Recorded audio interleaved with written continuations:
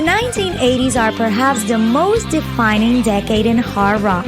Who best to showcase such a notorious era than guitar giant Jimi Bell?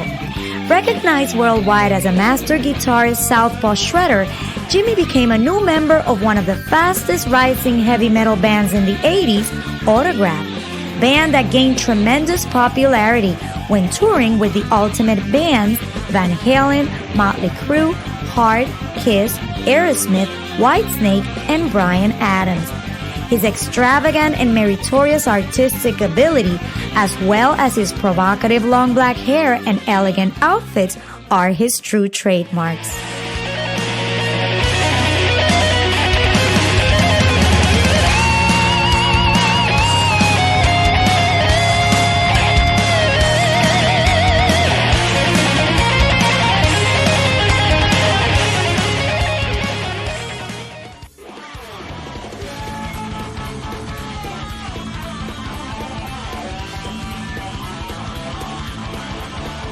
In 2018, he was awarded a Lifetime Achievement by one of the most prestigious music magazines, Shreds, and he's also being recognized by the New England's Music Hall of Fame. Awards well-deserved for continuous decades of inspiring guitar playing and his many international musical achievements. As a member of the House of the Lords and Max Explosion, Jim has been thriving. There's no stopping what he can do with the metallic and sharp sounds of his unique playing, which capture the attention of Ozzy Osbourne, event that marked the beginning of a prominent career.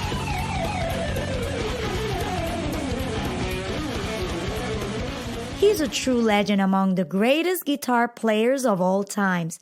We're thrilled to announce Jimi Bell as tonight's guest in For Art's Sake. Thank you, Jimi. Thank you for being here. It's an honor to have you out For Art's Sake. Thank Do I have you so the much. look? Do I have the heavy metal look? You got the hair, you got everything. I do? Yeah. So I'm all set. You're perfect. 100%.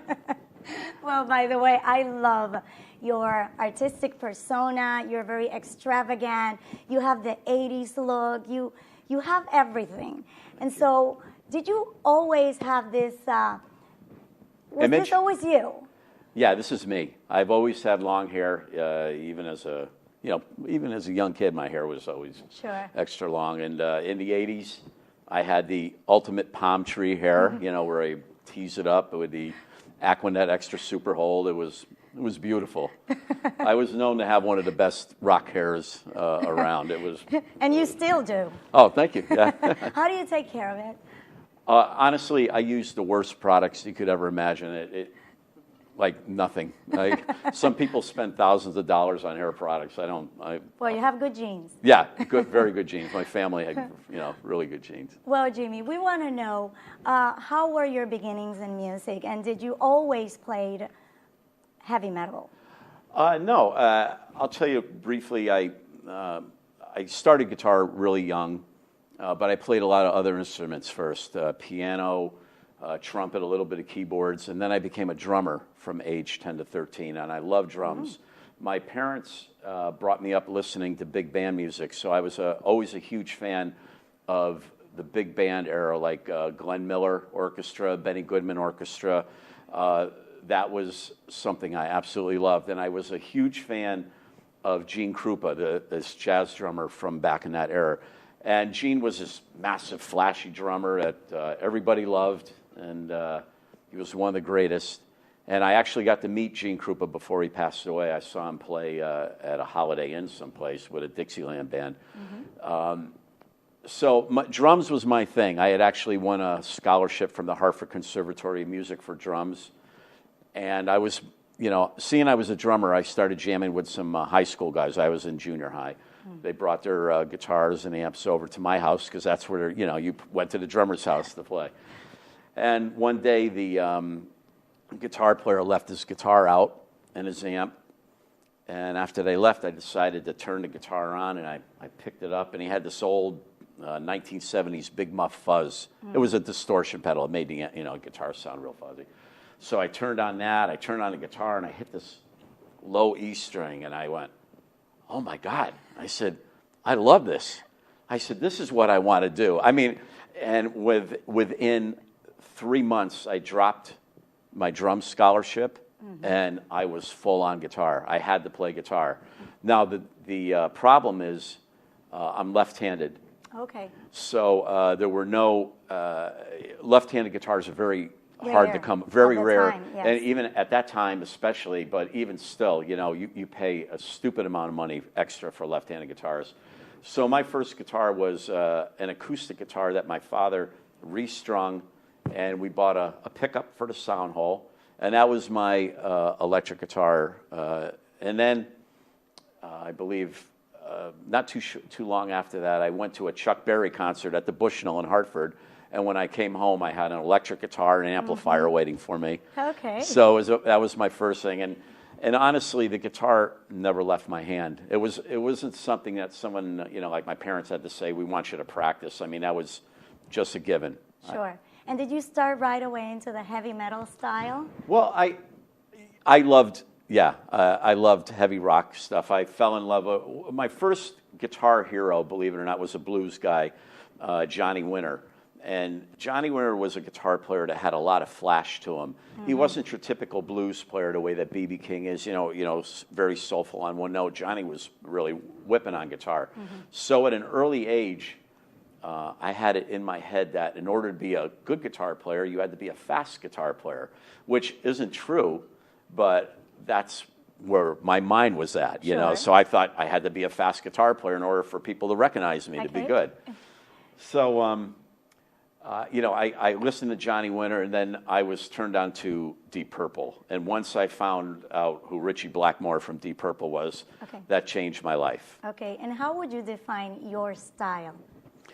Well, I created my style by 3 players. I took Johnny Winter's blues style, and I took Ritchie Blackmore's, you know, his style of heavy metal. And then I got into this jazz guitar player that played with Chick Corea named Al Di Meola. And he had a very precise picking hand. His picking hand was flawless. So I kind of took those 3 guitar players and meshed them together to create my own style. And the one thing that I'm very proud of is that in articles, you know, anytime there's a write-up about me, no one ever compares me to another guitar player that's out there, which is something that I really wanted to achieve. I didn't want to have somebody say, oh, he's great, but he sounds like this guy. Sure. You know, I wanted to be identified as my own player. Yes, and you have your own style, not only in the playing, but also, as I said at the beginning, your persona. You know, you bring that energy and that explosion into the stage, which is very captivating. Well, you know, it's a whole, you know, it is kind of a whole package, you know, the whole look and everything, you know, like a lot of times people, you know, laugh because I have a fan usually blowing my hair at the base of the stage. It's not really just to blow my hair, it's to keep me, you know, cool while I'm playing, but people just love it because sometimes the fan captures my hair is blowing like that, you know. It's funny. It's good. Yeah. And I know you gained a lot of popularity when you came as an actor and also playing at the movie Light of Day. So tell us more about it. Well, I was in a band called Joint Forces that was from around here, and Joint Forces was the first band in Connecticut to do an entire set of all original music. We didn't want to do what a lot of the other bands were doing. They were doing, you know, some originals and cover tunes. Okay. We decided we wanted to do a rock show, so we came out and we happened to hook up with someone that was affiliated with Joan Jett. So what they did was they ended up taking us out on tour with Joan Jett. So we you know, we didn't make any money, but we had a tour bus. We had the biggest tour bus that you could ever imagine, and you know, we were kids. What an experience! Yeah, it was an experience. They gave us $10 a day to eat, and you know, and that was it. But we didn't care. We were out on the road. We were kids. You know, we were in our 20s. We had a tour bus, and we thought that this was the greatest thing in the world. Sure. So basically, you know, we got the part in the movie when it you know, came up. And that was an incredible experience. I've never been on a movie set before, but, you know, we're up at 4 o'clock in the morning. They're doing our makeup, doing our hair. You know, they wanted us to kind of look like a like a Kiss type band. Like, so I'm kind of pale white as it is, but they ended up putting even more white makeup, you know, to make me look that much paler. Sure. And you know, so you know, we did that, and I got to sit down with Michael J. Fox, who was just one of the most incredible people you could ever imagine. And Joan Jett and I always got together, always got along so amazingly. It really was a wonderful thing. So we just hit it off really well. I always, she you know, took more time with me than she did with anybody else. I'm actually the only person that actually has a photo of us together. Nice. So yeah, it was cool. Yeah, so it's a good experience. Yeah, very good. To remember. And you have so much in your journey. There's so much. We would never be able to capture and talk about everything. It'd be a 3-day show. And I know we will be able to do that. And I want to have the audience know about House of Lords. Well, House of Lords is a band that Gene Simmons from Kiss put together. He put it together in the late 80s, and the band actually had some big MTV hits. One of their big hit songs was a remake of the Stevie Winwood song, Can't Find My Way Home. So, you know, the problem that happened with House of Lords is that they came in at the very end of the 80s, like 87, 88, and then all of a sudden, that's when the Seattle scene, Nirvana and everything came and crushed all the hair metal bands. Okay. Like that whole scene disappeared for a while, except unless you were a band like Motley Crue or Poison, that was huge to begin with. But all the other bands that were kind of big, but not really that big, you know, they got lost for a while. Okay. Luckily, all that's come back again. But so when in 2005, the singer for House of Lords, by the way, is from Connecticut. He was in a band called Eyes from around here, James Christian. They were a cover band, and he went out to California. Gene Simmons discovered him and, you know, put the band around him. And so in 2005, he called me up and said, hey, I'm putting House of Lords back together.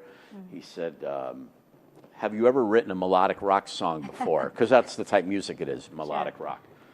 And I said, absolutely, I have. I said, yes, I have. I never wrote a melodic. I didn't even know what a melodic rock song was. But you were ready to do it. Yeah, I said, yes, I could do that. So that's what I did. I you know, did a bunch of songs. They loved them. House of Lords was very keyboard heavy back in the 80s. But when I joined the band, it became more guitar heavy. More guitar orientated. So they eliminated the keyboard? No, they still added the keyboards to everything that I did, but it just wasn't as prominent in the songs. It was more guitar riffs now.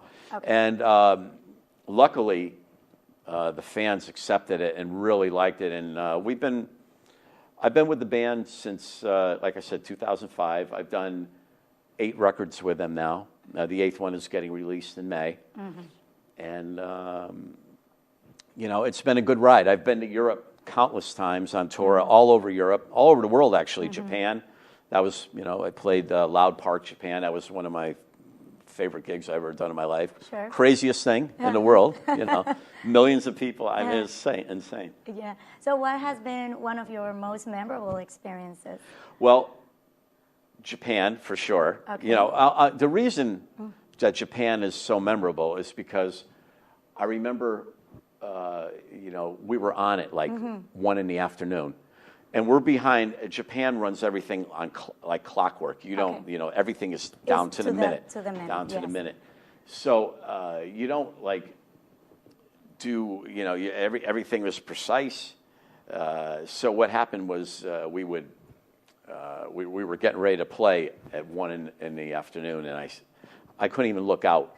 And I said, oh, who's going to be here at 1 in the afternoon? You know, here we are. We flew all the way. We were on tour. So we flew from Madrid. We were in Madrid.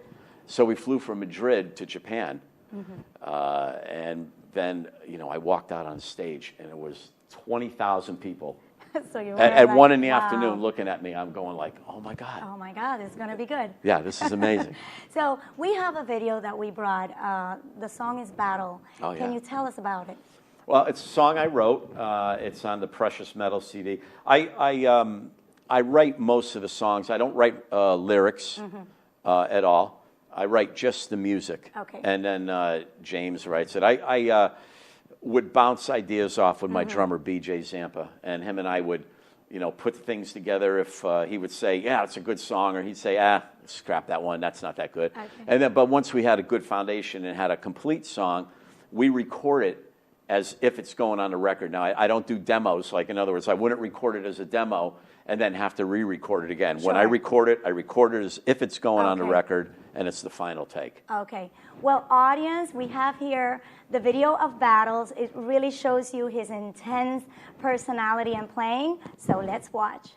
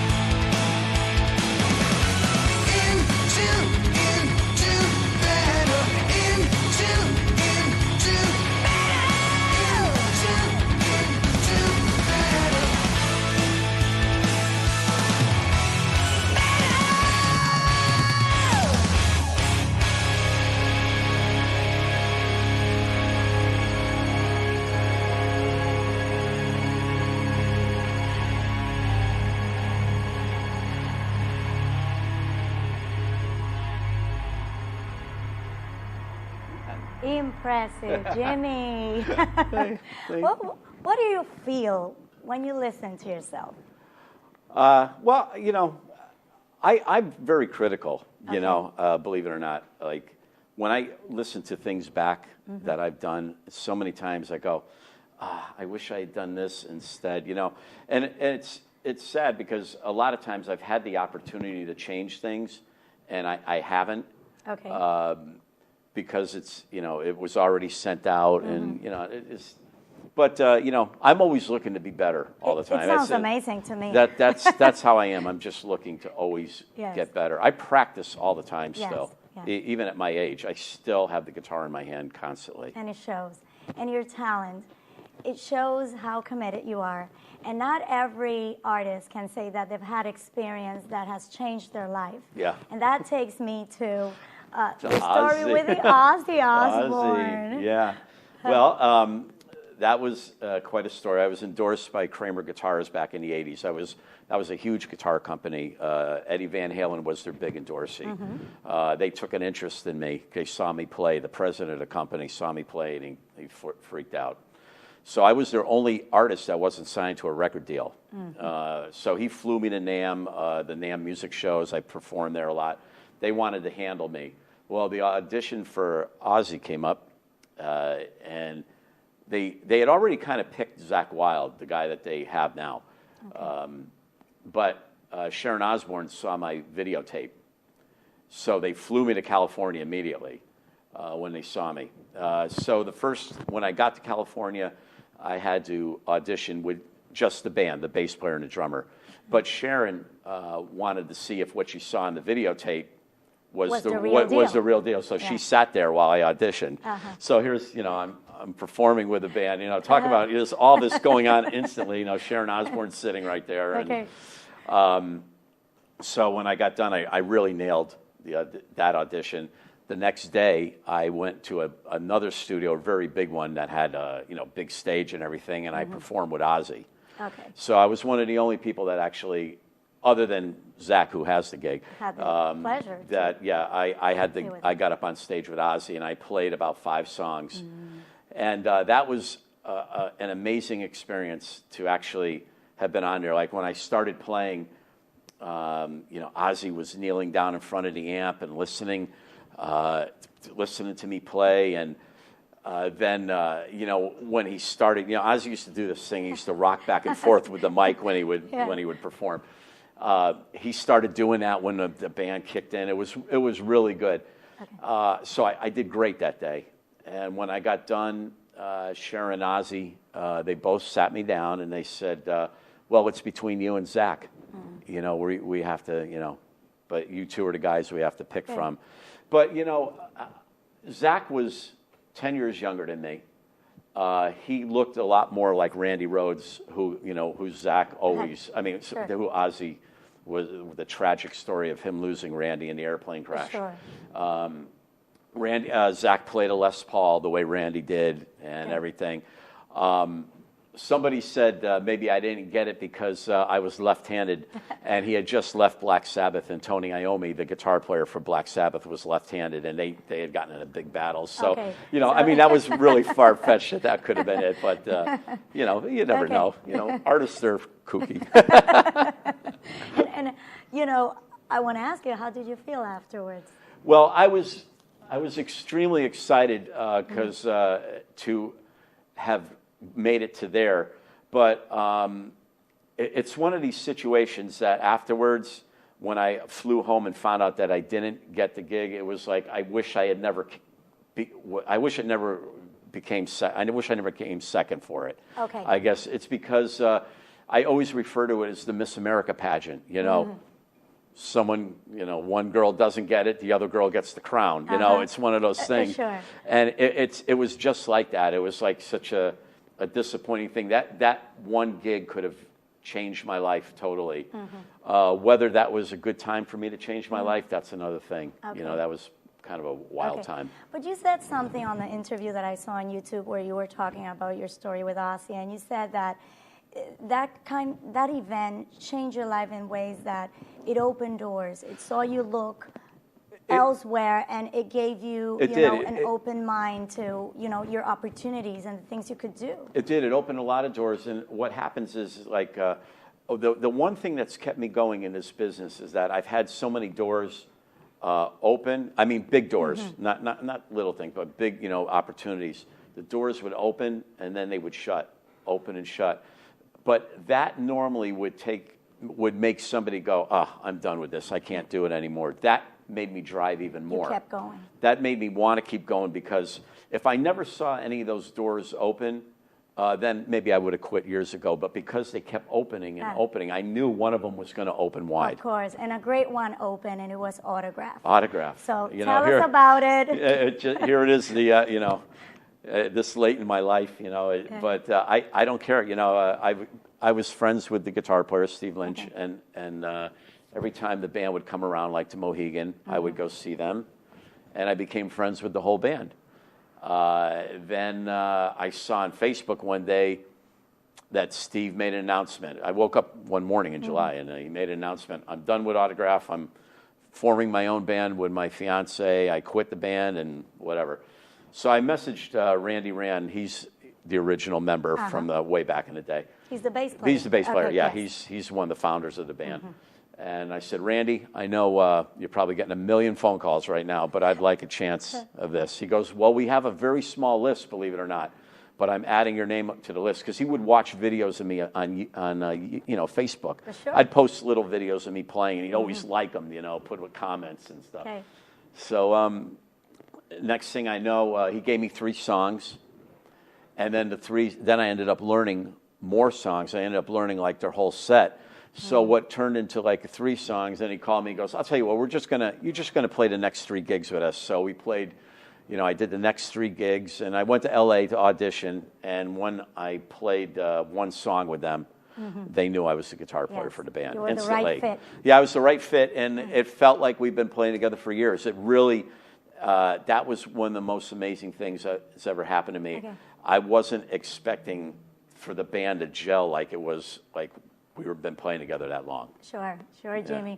Well, it's been a pleasure That's having it? you on That's the it? show. This is it. This is it? But it's just for now, because we definitely want to have you back. Part 2. We got to do yes, we have to do part 2 and 3. I part think. 3, 4. There's plenty. It's been a great time Thank having you so much. learning about you and looking at everything that you've done. And what's next for you? Well, I'm very honored that I'm being inducted into the New England Music Hall of Fame. Yes, That's, March yeah, 26th. in March. Yeah, March. I believe. Yeah, March 20. I think it's 26th. 26 or 20. Yeah. Okay. One of them, Okay. 23rd or 26th. One of the dates. We'll definitely post it. Yeah, Yes. I'm extremely excited about that. I'm off to England with Autograph. I got a whole year of a lot of dates with them. Okay, you're going to Puerto Rico. Puerto Rico. I'm going to Puerto Rico. I've never been to Puerto Rico. You're gonna love it. I can't wait. So thank you so much. My pleasure. And see you Thank the you next so much. time. Thank Yes, you. thank you. Okay?